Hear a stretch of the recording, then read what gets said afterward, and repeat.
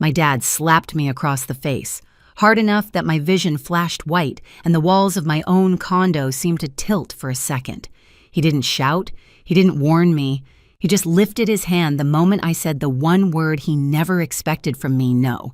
This all happened after my parents sold their house, gave my brother a $950,000 home, and then arrived at my door with suitcases ready to take mine too. Everyone thinks the slap was the moment everything shattered, but the truth is, that was only the cover of the story. My name is Natasha Bennett, and for most of my life I learned to survive by staying quiet. Not invisible, just quieter than the people who always seem to take up the whole room. My brother Daniel was one of those people, the kind who didn't just enter a space but rearrange the air around him.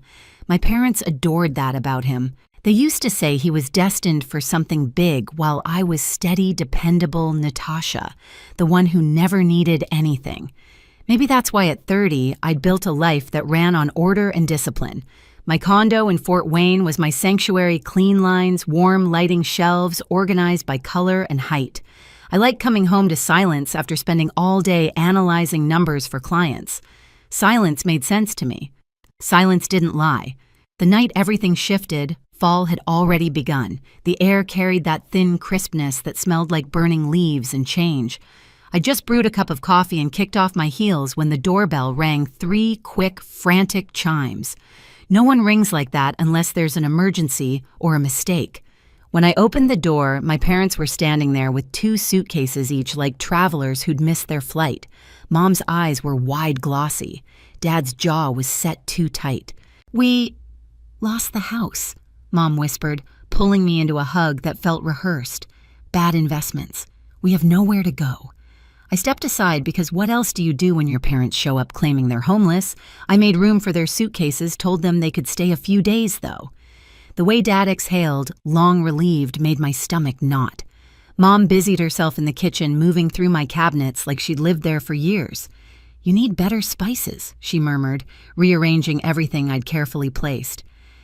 Dad settled onto my couch, remote in hand, flipping channels like it was his living room. "Did you talk to a lawyer?" I asked gently. "Or the bank, or anyone?" Mom's smile froze. "Sweetheart, it's complicated. Complicated how Dad didn't look at me. We're figuring it out." I recognized that tone, the one they used whenever the truth wasn't convenient. Still, I tried to believe them. Tried to swallow the unease building in my chest as they sidestepped every question about what actually happened. But then came the little things. Mom stacking her skincare bottles in my bathroom. Dad tightening the screws on a cabinet like he was settling in for a renovation. The way they said "we" when talking about my condo. The way Mom smiled at me and said, "It feels like home already." And the thing about silence, the thing I loved most about it, is that it makes every wrong sound louder. Something was off, and I could feel the truth pressing against the walls of my condo, waiting to break through. By the 3rd morning, the smell of my mother's pancakes filled my kitchen like a fog I couldn't escape. She hummed softly, too softly, while flipping them on my skillet, as if pretending we were back in my childhood home. Dad sat at the counter, scrolling through his phone, commenting on the news like this was his daily ritual in his house. I watched them quietly, my coffee cooling in my hands. "Have you two started looking at rentals?" I asked. "Or talk to anyone about next steps?" Mom froze just long enough for me to notice. "It's only been a few days, honey. Give us time." Dad didn't bother looking up. "You're rushing things, rushing." They had shown up with 4 suitcases and 0 explanations. I stirred my coffee. "I'm not rushing. I'm asking." Dad finally met my eyes briefly, sharply, before looking away. "Drop it for now." That tiny flash in his expression made something cold settle inside me. They weren't confused. They weren't overwhelmed. They were stalling. That afternoon, I stepped onto my balcony and dialed Adrian Cole. We'd gone to college together. Now he worked as a lawyer in the city. If anyone could help me cut through whatever fog my parents were creating, it was him. "I need you to check something," I said. "My parents claim they lost their house." His voice softened. "Natasha, are you okay?" "Not really. Just see what you can find." He promised he would. When I went back inside, Mom was reorganizing my pantry again, stacking cans into neat pyramids. Dad had taken over my sofa shoes off remote in hand, muttering about fixing the loose hinge on my hallway door, as if he planned to be here long enough to care. "Dad," I said, trying to stay calm, "that door is fine." "Needs a man's touch," he replied. My grip tightened around my phone. That night, I lay awake, staring at the ceiling, listening to the unfamiliar sounds of 2 extra people breathing in my condo. Every instinct in me screamed that I didn't have the full story. The next day, Adrian called. His tone told me everything before his words did. "Natasha, your parents didn't lose their house." My heart dropped. "What do you mean? I mean they sold it. Voluntarily." I pressed a hand to my chest. "Sold? Why?" There was a cash transfer. The buyer wired the full amount, $950,000 straight, into an account connected to a property under Daniel's name. I stared at my balcony railing, the metal suddenly cold against my palm. My parents sold their house and gave my brother a $950,000 home, I'm afraid so. Silence stretched between us, punctured only by the sound of my own breathing. Adrian continued, "They didn't lose anything, Natasha. They made a choice. And now they're at your place because they don't have one anymore." I closed my eyes. The truth slammed into me so hard it stole the air from my lungs. Of course. Daniel, the golden child, needed a boost, so they handed him their entire life savings. Not a loan, not a discussion. A house. Almost $1 million.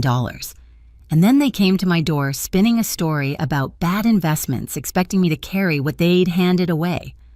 I walked back inside, feeling like a stranger in my own home. Mom was at the kitchen table, sorting through what looked like her skincare collection. Dad had taken apart my hallway door screwdriver in hand. They looked comfortable. Too comfortable. Like this was their home now. "Natasha," Mom asked, smiling softly, "You okay?" I stared at them, really stared, seeing the truth beneath every gentle lie. They hadn't come here because they needed me. They'd come here because they expected me to be the backup plan, their safety net, their second home. Something in me shifted, slowly, carefully, irrevocably, and that's when I knew the confrontation was no longer optional. It was coming, and it was going to hurt. The confrontation began long before the slap. It started with a single sentence, quiet, sharp, spoken across my own kitchen counter the next morning. "You two need to start looking for another place." I said it gently at first, almost apologetically, like I owed them softness after everything they'd done. Mom blinked up at me from her coffee mug. Dad stopped fiddling with the cabinet hinge. "What do you mean?" Mom asked, voice small. "I mean, you can't stay here long term. You sold your house. You made a choice. This can't be your backup plan." The silence that followed wasn't confusion. It was offense. Mom's face tightened. Dad's shoulders hardened. "We're your parents," Mom whispered. "Where else are we supposed to go?" Dad added. "You're being dramatic." "No," I said, steady this time. "I'm setting a boundary."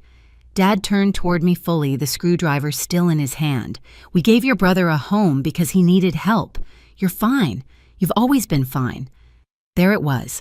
The truth laid out like an accusation. My independence wasn't a strength to them. It was an excuse to use me. I didn't raise my voice.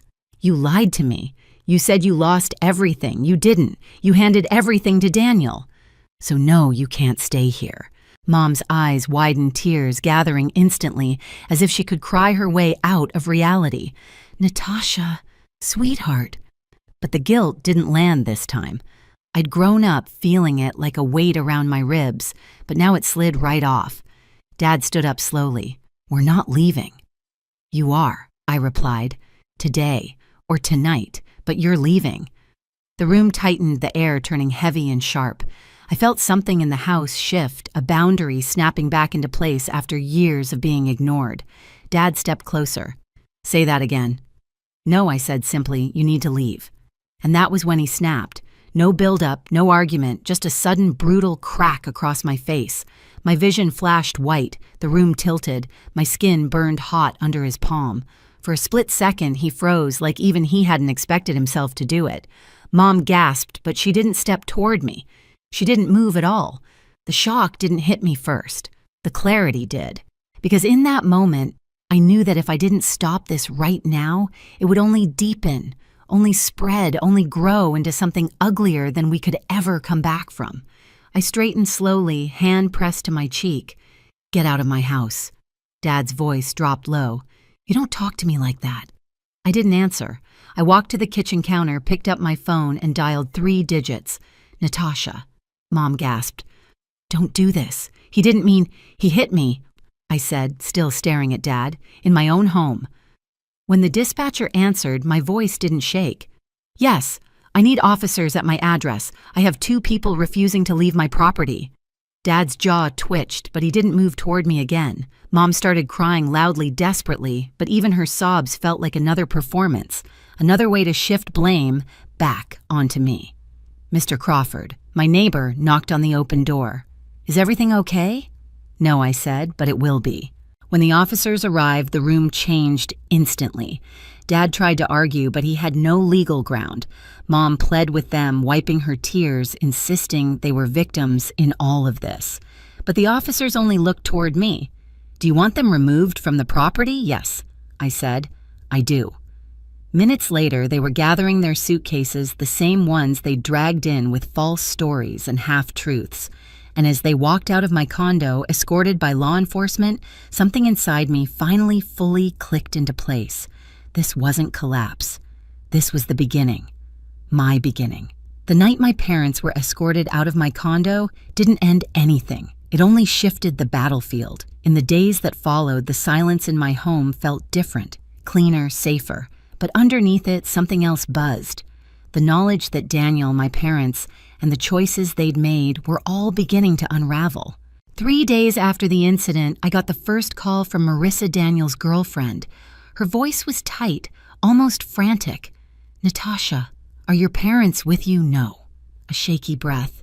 "He can't do this. He can't just shut down like this." "Marissa, what's happening?" But before she could explain, the call dropped. I didn't hear from anyone again until 2 weeks later when my grandmother Evelyn called. Her voice was steady, but I could hear the storm beneath it. "You need to come over," she said. "It's time you heard what's going on." When I arrived, she led me into her kitchen where sunlight streamed across the wooden table. Rolled up newspapers sat next to her coffee mug. "Your parents have been staying here." I blinked. "Here with you. They showed up the night after you called the police. Told me they needed a place to think." I exhaled sharply. "And what have they been doing?" Thinking Evelyn's lips pressed into a thin line. "No, they've been arguing. With each other. With Daniel. With themselves. They're unraveling Natasha." I sank into a chair. "Why?" She slid one of the newspapers toward me. The headline made my stomach grip. "Local man faces foreclosure." After failed startup gamble. Daniel's name wasn't listed outright, but the details were unmistakable. The property value, the location, the timeline. "He mortgaged the house," Evelyn said quietly. "The one your parents bought him." I felt the air tighten. Mortgaged. How much? Almost all of it. My breath caught. "And the investment gone," she said. "Lost in a month. Fast, reckless, poor decisions all around." Of course it was. Of course Daniel, for all his charm and confidence, had gambled their entire lives on a dream he barely understood. Evelyn reached across the table. "Your parents believed they were helping him, but they never imagined how deep the hole was. They're facing consequences now." I swallowed. "What do they want from me? You," she said, "are the only stable one. They want you to fix it." Those words hit harder than they should have, because that was the point, wasn't it? I'd been their safety net since the day I turned 18, and they thought they could fall back on me again, no matter how deeply they cut me first. Before I could respond, a car door slammed outside. Evelyn's gaze shifted toward the window. "That'll be them." Mom walked in first, her eyes red, but her posture rigid. Dad followed, shoulders hunched so different from the man who slapped me weeks earlier. And then Daniel stepped inside, last pale, exhausted, defeated. The 4 of them stood in the doorway like a portrait of collapse. Evelyn cleared her throat. "Sit." We all did. Mom's voice trembled. "Natasha, we didn't come here to fight." Dad stared at the table. "We want to explain." Daniel couldn't look at me at all. I folded my hands in my lap. Then explain. Mom started. We sold the house because Daniel's startup needed a push, and the house we bought him, we thought it was an investment in his future. An investment you didn't even tell me about, I said. Dad winced. We didn't think you'd understand. That sentence burned. I'd heard it my whole life. Didn't think I'd understand, I repeated softly, or didn't think I mattered. Dad opened his mouth, then closed it again. Mom wiped her eyes. Daniel finally spoke. I messed up, he whispered. I thought I had a good idea. I thought I could turn it into something that would make you proud. At what cost, I asked. He didn't answer. He didn't need to. The foreclosure notice, the failed investments, the mortgage, everything spelled out the cost. Dad leaned forward. We know we hurt you. What happened in your condo? It should never have happened. I stared at him. You hit me. His face collapsed. I know. The words scraped out of him. I was angry, embarrassed. Losing everything. It made me someone I shouldn't be. Mom reached for my hand, stopped halfway. We didn't come here to ask you to fix anything. We came because Evelyn told us the truth. What truth? That you don't owe us your home, she said quietly, or your life, or your forgiveness. The room went silent. Even the house seemed to hold its breath. Evelyn spoke then, calm but firm. Family can make mistakes, big ones, but healing doesn't start with fixing numbers. It starts with owning the damage. Daniel nodded, tears spilling. I'm trying. I'm looking for work. I'll pay back what I can, Mom whispered. We want to make things right, Natasha, but we'll do it without sinking you again. Dad swallowed hard. If you let us, we'd like to earn your forgiveness, not demand it. The anger inside me loosened, not disappeared, not forgotten, but loosened enough to breathe. I can't fix your choices, I said, and I won't carry them anymore. But I'm willing to talk. Slowly, carefully. Mom broke into sobs, not desperate, not manipulative this time, but relieved. Dad nodded once, deeply. Daniel finally looked up, gratitude written all over his tired face. Evelyn smiled softly. Good. Then this is the real beginning. And it was.